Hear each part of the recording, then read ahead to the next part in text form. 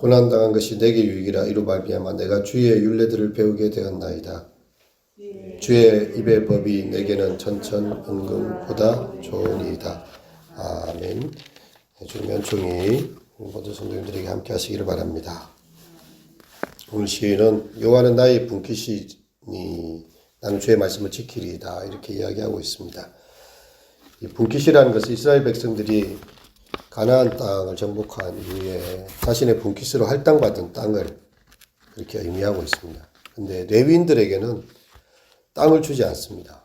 그리고 성소를 영원한 분깃으로 받고 있는 것이죠. 그래서 다른 지파의 사람들은 레위인의 모습을 보면서 이 땅이 아니라 우리가 하늘에 속한 영원한 약속의 땅을 바라보고 살아가고 있다, 그렇게 보게 되는 거죠.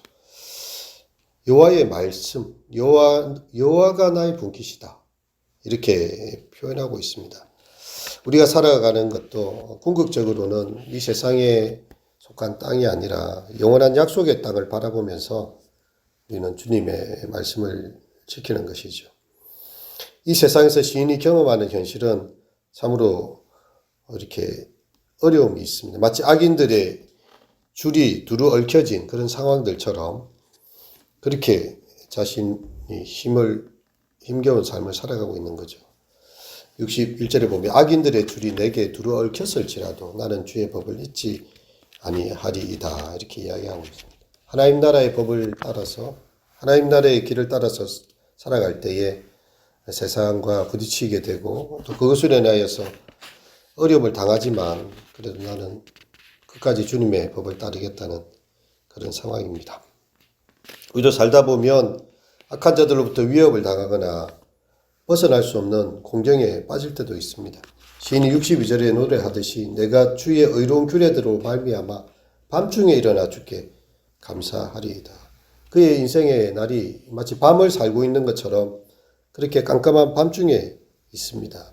하지만 그럼에도 불구하고 일어나서 주님께 감사하고 주를 경외하는 모든 자들과 주의 법도들을 지키는 자들의 친구라라고 그렇게 이야기를 하고 있는 것이죠.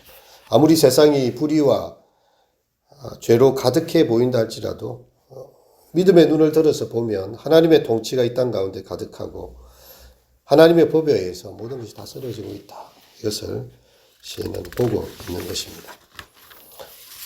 67절을 한번 읽어보겠습니다. 시작. 고난당하기 전에는 내가 그릇 행하였더니 이제는 주의 말씀을 지키나이다. 시인이 상당한 고난 가운데 있었습니다. 하지만 그 가운데서도요, 하나님께서는 65절에 보면 주의 말씀대로 주의 종을 선대하셨나이다. 신앙인들이 이 세상에서 고난 당하지 않는 것이 아닙니다. 우리가 착각하기 쉬운 게 예수 믿으면 모든 게 잘 풀린다, 예수 믿고 복 받으세요, 그런 의미를 세상에서 잘 나가고 모든 일이 꼬이는 것이 없이 잘 되어질 걸로 이야기하는데, 막상 예수 믿고 보면요, 환난이 많습니다. 집사의 직분을 받고 나면 그때부터 환난이 시작이고요. 이렇게 장로가 권사가 되면 그때부터 더 힘든 일이 많아집니다.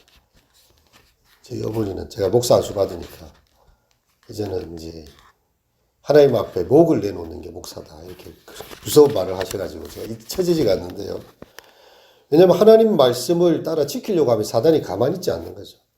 차라리 성도로 있을 때는 사단도 별로 관심을 가지 않는데 갑자기 집사의 딱 직분을 맞는 순간 보이지 않는 환란이 밀어닥치고 우리의 어떤 직분을 맞는 순간 환란이 몰아닥쳐요.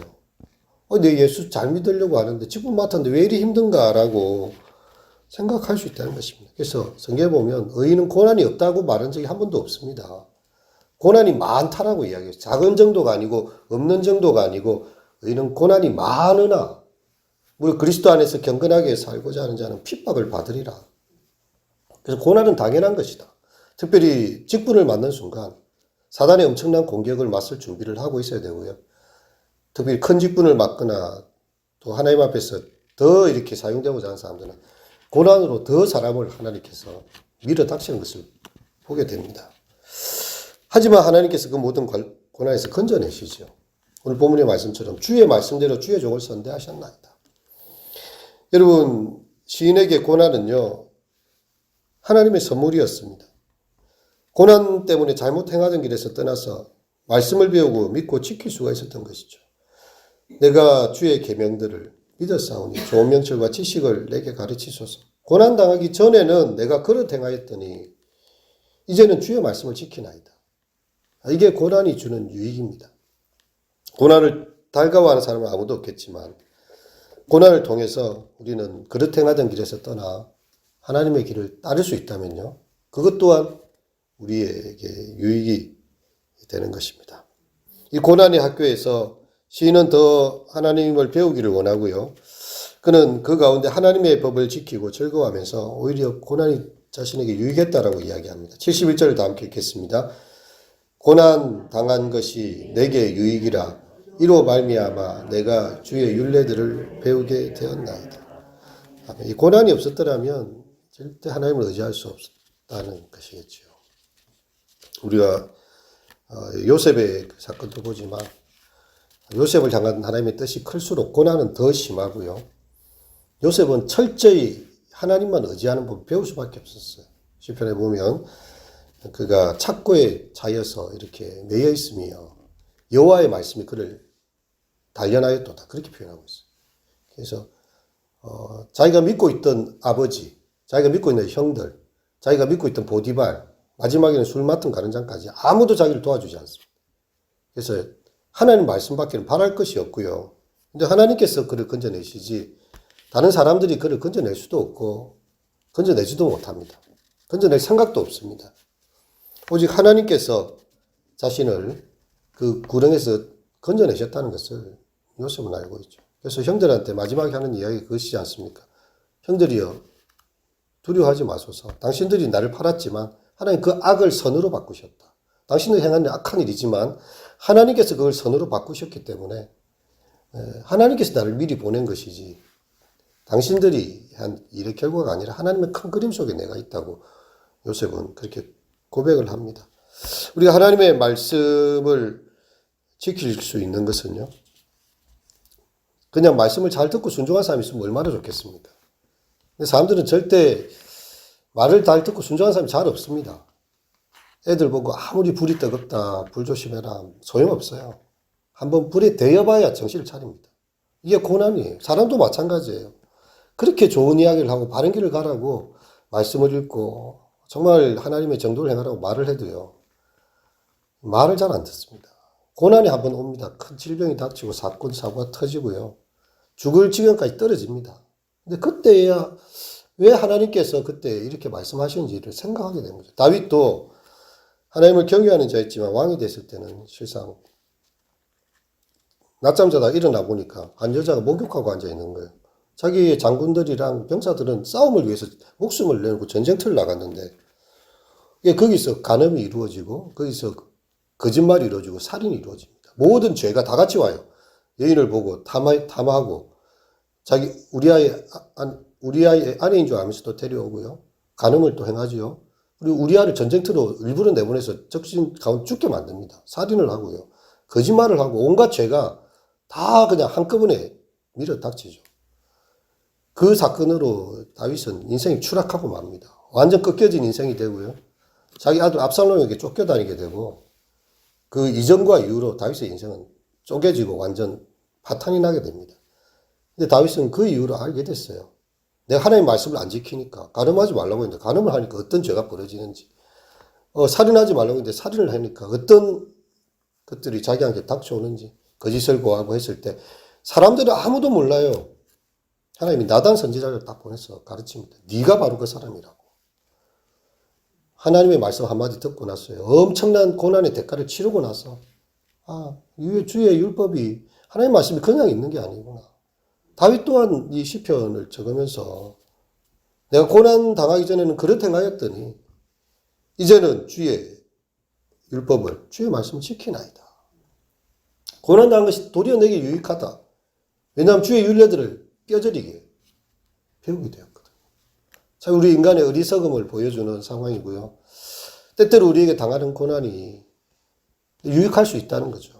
나는 왜 그런지 모르지만 하나님께서 그것을 통해서 하나님의 법을 깨닫게 해주시는 것으로서 우리에게 가장 유익한 것이다. 고난이 없음으로써 하나님의 율법을 모르는 것보다는 고난을 당함으로써 하나님의 법을 알게 되는 것이 우리에게 유익한 것이라는 거죠. 그래서 시인은 고난당하기 전에 그렇게 행하였지만 고난당한 후에는 주님의 말씀을 순종하게 되고 지키는 자가 되었습니다. 이렇게 고백하고 있습니다. 이 성경에 등장하는 인물 중에 역경의 대표로 할 수 있는 욥이 있죠. 욥은 뭐 특별히 잘못해서 고난당한 건 아닙니다. 하지만 고난당한 후에 고백하는 고백이 있습니다. 내가 주께 대하여 귀로 듣기만 하였었더니 이제는 눈으로 주를 배운다. 욥의 고난도 유익했어요. 귀로만 듣던 하나님을 이제 눈으로 배웠고 친히 그 하나님 앞에서 경배하고 정말 뒷글을 입에 대면서 여호와 하나님을 배우는 자리가 되었거든요. 만약 엄청난 고난이 없었다면 하나님께서 친히 욥에게 나타나실 일도 없습니다. 그 고난의 엄청난 시련을 통과해 가면서 예전에 귀로만 들었는데 이제 진짜 하나님께서 살아계심을 눈으로 배우는 그런 자리가 된 것이죠. 우리 인생에 많은 고난이 있는 줄 압니다. 말하지 못하는 속병이 있는 분들도 계시고 각종 스트레스와 또 자녀의 문제며 또 가정의 어떤 경제의 문제며 미래의 문제며 천석구는 천가지 걱정, 만석구는 만가지 걱정. 우리에게 참 고난도 많고 어려움도 많지만 또 그것을 통해서 주님의 율례를 배울 수 있다면 하나님의 법이 얼마나 중요한 것인지를 깨달을 수 있다면 그것 또한 우리에게 유익할 수 있다. 시편의 이 구절은 굉장히 중요한 구절입니다. 우리에게 가르쳐주는 하나님의 율법이 얼마나 귀한지를 가르쳐주고 있는 거죠. 우리의 시련과 연약함을 통해서 정말 하나님께 가까이 가는 유익함이 있는 우리 모두가 되시기를 축원합니다. 기도하시도록 하겠습니다. 고난당하는 것이 내게 유익이라 이로 말미암아 내가 주의 율례들을 배우게 되었나이다. 하나님 때로 우리가 원치 않는 고난을 당할 때도 있습니다. 또한 우리가 우리의 잘못과 죄로 인하여서 고난을 당할 때도 있습니다. 주님, 고난을 당하기 전에는 그릇 행하였지만 고난을 통해서 하나님의 율례들이 얼마나 엄중한지 알게 되고 하나님께서 우리를 사랑하기 위해서 율법대의 길을 주셨다는 것 또한 저희가 보게 됩니다. 주여, 어리석은 우리 인간의 연약함을 용서하시고 우리가 고난 속에서도 주의 율례들을 배우게 되므로 이것이 내게 유익할 수 있음을 또한 알고 주님 앞에서 겸손히 그렇게 기도할 수 있는 믿음의 백성들 되게 하소서. 예수님 이름으로 기도합니다.